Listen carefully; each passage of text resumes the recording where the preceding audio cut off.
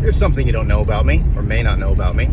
I don't use soap in the shower, and haven't for about a decade. Now, I will use soap occasionally, especially if I get something greasy or oily on me, if I'm working under a car, or I get something that I need to wash off. But that's the purpose of soap, is to cut grease and oil. I do not think that the soap killing off bacteria on your skin is healthy. In the shower, I just use hot water and friction, and that has done me well. Using antibacterial soap will kill off the biome in your skin, which makes your skin more susceptible to bacterial and fungal infection, but it also dries your skin out.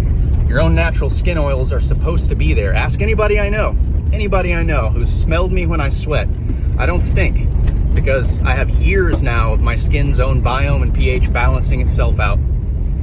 In addition, I don't use shampoo in my hair. Now, I don't have any hair right now, but for the last few years I have had hair, and I quickly realized that shampoo is just a trick.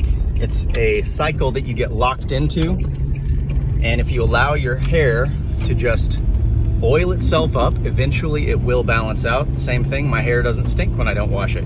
I use hot water and friction. I just run my fingertips through my hair. Turns out great. It is a journey. When you stop using soap, you probably will stink for a little while, and you probably will feel greasy for a little while. But if you give it time, and you just keep using hot water and friction, whether it's just the palm of your hand or a wash rag, I guarantee you that in time, your skin will balance out, and it will find its natural chemistry. Antibacterial soap and shampoos are not good for you. Another caveat that may seem obvious, but I feel like I have to mention it for the naysayers out there, is yes, I will use soap when I wash my hands if I get something gross on my hands. If I get animal shit on my hands, if I'm cleaning up a dead chicken, if I'm fixing food for somebody and I'm handling raw meat, I will use soap on my hands to make sure I clean my hands for other people. What I'm saying is that I do not use soap on my body as a regular means of keeping my body clean. You don't need it. Another caveat, I can't say that you don't need it. I don't know what you need. You're probably disgusting. I don't need it. I haven't needed it for many years. This is what I do for me. I frankly don't give a shit what you do for yourself. I'm just letting you know that this has worked out quite well for me. Thanks, love you. Go ahead and ask my friends if I stink when I sweat. Ask them. They will say no. Eric smells delicious. He smells like a musky man, but he doesn't stink. In fact, I don't even wear deodorant anymore unless I'm visiting my grandma. I don't need it. When I sweat, I don't stink. I only wear deodorant when I go see my grandma, because when I hug her, my deodorant smells like cologne, and my grandma comes from an era where men should have smelled like cologne, and I like it. I like the reaction I get from her when I smell like cologne. But the rest of you just get raw Eric. I do brush my teeth though. That's not the same. It doesn't work the same. I brush my teeth every day, which is why my teeth are so pretty, and I've only ever had one cavity in 39 years on this earth. You do have to brush your teeth. At least you have to brush the ones you want to keep.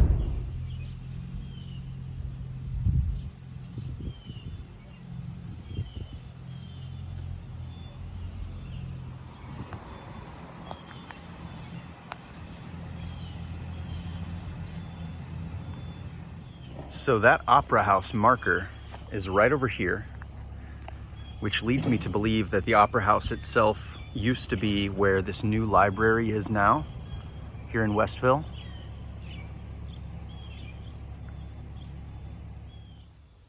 When they took down that Opera House at some point in the 80s, my grandpa happened to be driving by and saw them salvaging the brick from the building, knocking the old mortar off and stacking the bricks in pallets. So he offered to buy the bricks. And this house was already built by then, but it was only a wooden house. So the bricks that now surround this house are from the Westville Opera House. How cool is that? I think these bricks hold some of the vibes of having been a part of a music venue, of a joyful place with music. You can kind of feel the happiness just inside these walls. And the leftover bricks are the ones that I used to pave the floor back here in the bazaar. So these bricks are also from the Westville Opera House,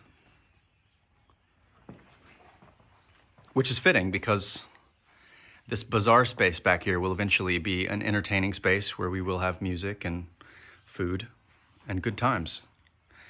And a lot of our friends at the wedding hung out back here and had a really good time. We just need to fill in that space. So I'm looking for some Craigslist bricks. They don't have to match these. That's not as important to me. They will all eventually match as they weather together.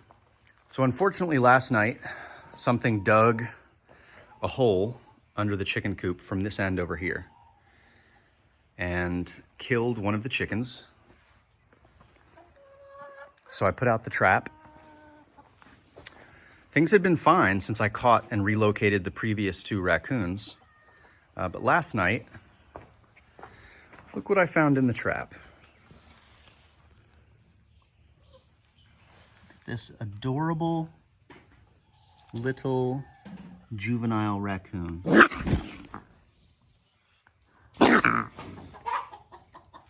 All of you guys share an attitude problem. And don't worry, we are going to relocate this little guy to the new raccoon colony on my grandma's land. So you can join up with your other family members that have already been relocated.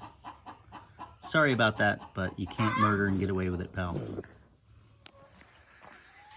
Unfortunately, the chicken that got murdered was one of the nuggets, one of the Cornish cross hens that we kept from our meat birds to raise them along with our free-range egg layers. And they're doing great. Well, the one that's left alive is doing great. She's the biggest hen we've got. They do lay eggs. She can jump now. She's healthy. She free ranges and hangs out with the other hens. She's just joined the ranks. Other than being a big old thick hoss, she's otherwise very healthy. But they do sleep on the ground as opposed to the other hens that nest up in the rafters. The Cornish crossbirds slept in little nests. They would dig out little nests in the wood chips, and that made them very easy to get when the raccoons dug in there. They were just right there. Corey is making another compost pile. She picked up beer mash from a brewer in Fayetteville. It looks like she's adding... What all are you adding, babe?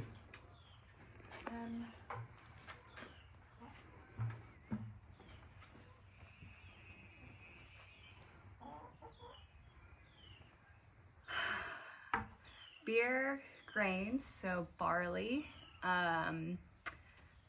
chopped grass, so cut grass, fresh cut grass. You can also use hay, an old compost pile, and wood chips. The beer mash is stinky.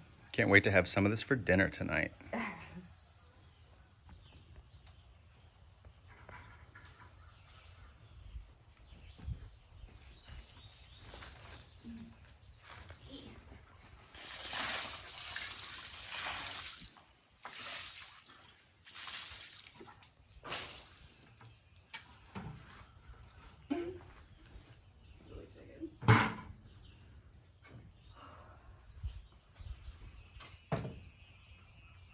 Do you know canned water? In the compost or me? No, drinking water. It's 98 degrees out here. I know. This thing better heat up. Oh, it'll heat up. I'll have to turn it tomorrow, hopefully.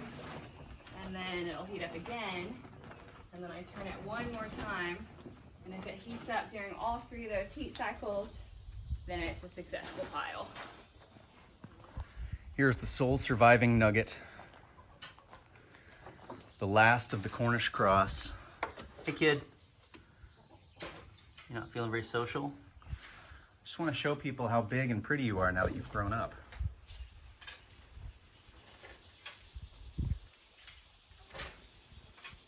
Those little broiler hens that you guys buy at the grocery store for $5 turn into that eventually. Look at that big, beautiful girl. She got some hams on her too.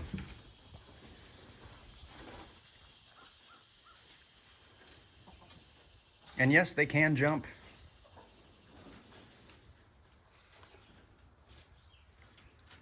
Not quite as well as the others.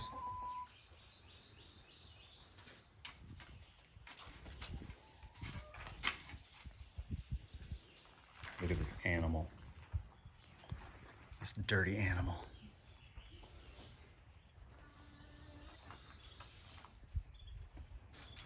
Coricus ecologus soilicus, a rare and dangerous species.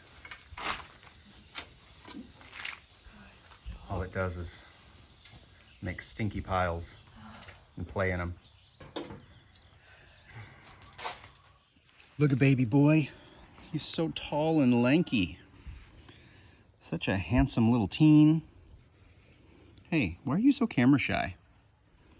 Show everybody how handsome you are. He slept in the chicken coop with the girls last night and he absolutely loved it. Hey, buddy. Hi.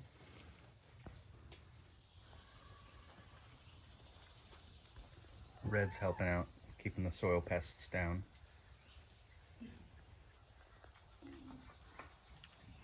Just getting all the goodies out of that compost pile.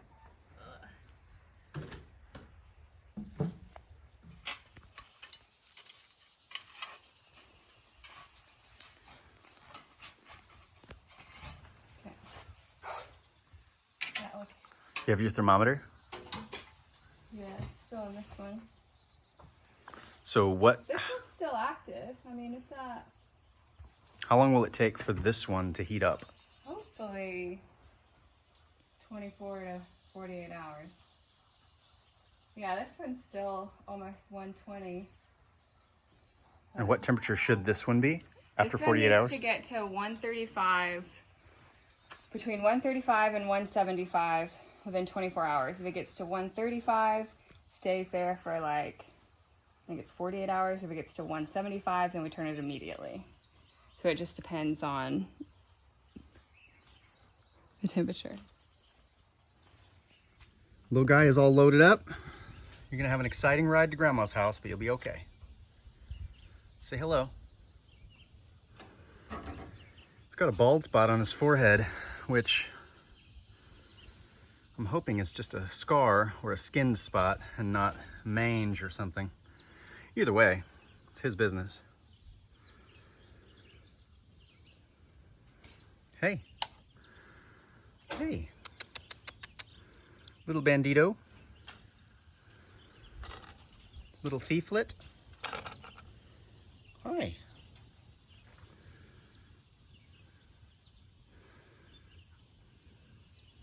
Time to go, bud. All right, buddy. We're here at your new home. Now, I've already released 2 full-grown raccoons from the farm. So in my fantasy, those were your mom and dad, and I am now going to reunite you with your family. But either way, let's get you out of here. Hey, babe, will you come hold this phone while I let him out?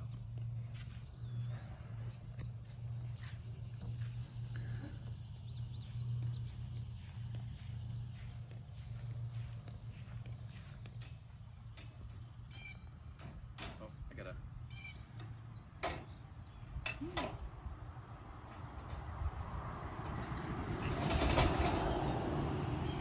He goes after me.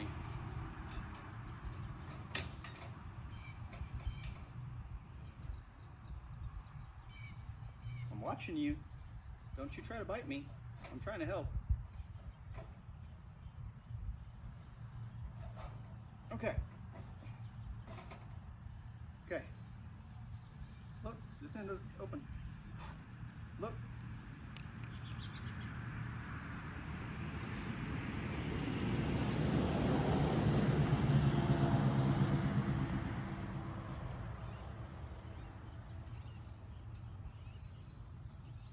Come on. Get. Get. There you go.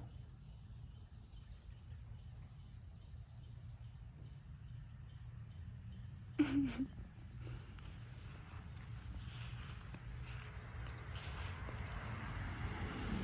on. Get. There he goes. Into the tall grass. Oh, a little far up.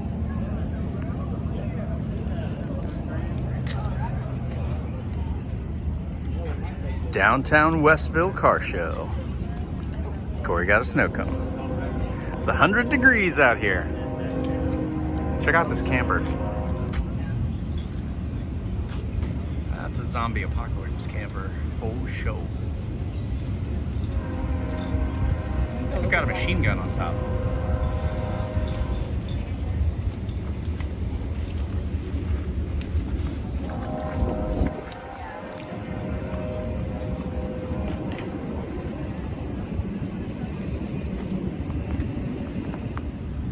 Here's this guy's social media if you want to check out that apocalypse camper a little more.